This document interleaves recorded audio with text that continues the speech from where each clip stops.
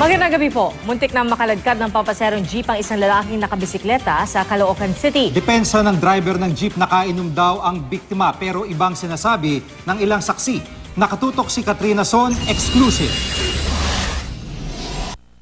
Paggewang-gewang ang lalaking nagbibisikleta sa MacArthur Highway sa Caloocan City kanina madaling araw. Nasa likuran niya ang isang pampasaherong jeep. Maya-maya pa, nagpang-abot ang jeep at ang nakabisikleta. Nandito po kami sa gitna kasi dandahan, nanunukli po ako. Maya-maya bigla na lang yung ginabi mo nubila, sumabit siya doon sa gilid ng jeep ko. Tapos natumba siya, tumama sa gutter. Sugatan sa ulo ang biktima. Ayon pa sa tsuper at isang pasahero ng jeep, halatang lasing ang biktima. Yung driver, yung jeep, dandahan lang po yung... Tapos yung bike po, ano siya, yung pagewang-gewang. So yung lasing kasi siya eh.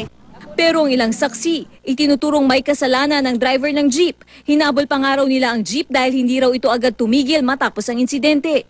Gumigewang nga po siya pero nasa gilid po siya.